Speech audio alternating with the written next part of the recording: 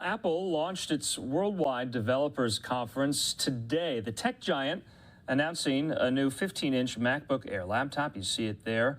It has 18 hours of battery life and costs $1,299. Also, a new operating system, iOS 17, includes live voicemail, which shows a live transcription of messages in real time. And its long-rumored mixed reality headset, being titled Apple Vision Pro. It will be used for communication, video, wellness activities, and gaming. It will be available early next year. It's going to cost quite a lot, $3,499. You can see there Tim Cook announcing this there today. The Vision Pro, that individual putting it on there in the commercial. So this is quite something. A lot of people are talking about this on social media. Let's talk about it even further right now with Market Watch reporter John Sports. He joins us now. He's been covering this today. John, good to see you. Thanks for being with us here on Live Now. So the Worldwide Developers Conference underway there in Los Angeles. Did people see this coming? Actually, it's in Cupertino. Cupertino, yes, Cupertino. It's up at the Apple campus. No sure, worries. Sure. No. My question, though, is did people see this coming? Was this something Apple had been working on for a long time? Yes, Andrew, it's been a long time coming. I think Tim Cook twice mentioned that this was years in the making. And I remember back in 2016, while I was working at USA Today, Apple was showing something called the AR Kit, which was the beginnings of a platform for augmented reality. And the running joke was that they would show this demo year after year after year with no headset, no hardware, no platform to speak of. So finally, yes, there were rumors, I think, really started picking up in the last couple of months. We were hearing about a stock price, about a price for the product, which was over $3,000, and in fact was even more than we thought it would be. So it's been long rumored. It finally happened, and I have to say, this is probably the most impressive Apple product I've seen since the iPhone in 2007.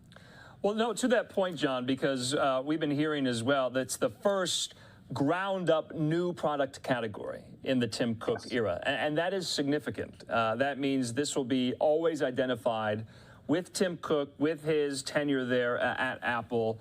What does it do? How novel is it? Well, so it's interesting. I'm glad you mentioned this is the first real product, a new product category under Tim Cook, because you're right. In 2014, the iWatch came out, which was about $800, but that was part of the Jobs legacy. Jobs passed away in 2011, but that was his last real product. This is interesting in that they're not presenting this as a headset for gaming specifically. They're talking about it as a place to create content, to absorb content, to perhaps do enterprise work, to again, view entertainment, of course. Sure. Disney did a partnership. Disney Plus will be available on this when it comes out next year. And gaming to a lesser extent, but they didn't really hit hard on gaming, which is what Meta did with the Quest headsets, which is significantly cheaper. So what you're going to probably see, you're going to see two different approaches. Apple, which is kind of going to go to more corporate, maybe high-end user routes, versus Meta, which is trying to do the consumer play. And I think what Apple is doing is smart in the event that more companies are using AI. And as a result of using AI, you're going to have to be using some sort of mixed reality tools in conjunction with AI. So I think they see the big market opportunity. It's going to take a while. Sure. No, they're going to have to drop. They're going to have to drop the price. The price it's not sustainable at this area. You're going to have to wait probably for the second or third iteration before it really breaks through like the watch. And they're going to have to find a sweet spot for its use eventually. John, do you think, and from what you're saying, you might agree that this is in response directly to go up against Meta's headset? Well, there's also Oculus. I mean, there was also, we have Microsoft's headsets, right? I mean, everyone's developing something. I mean, there was first the Google Glass, obviously, which came and went. But every major company is looking at some sort of hardware to harness mixed reality as we move into AI and in these virtual worlds where people are going to be in this kind of immersive space. I think one thing Apple did, they never mentioned the word metaverse, but they said spatial technology or spatial space, spatial sound, which is kind of their turn of phrase. But I think every major tech company is going to move into this area because this is the next great frontier, which kind of combines all the previous technologies under one sweeping type of technology or kind of experience for the user. So, John, I want to just get your, I guess, sense, if you took the pulse of people there at the conference or on social media, how is this being received, especially by people like yourself who cover the industry so closely? Did it go over well?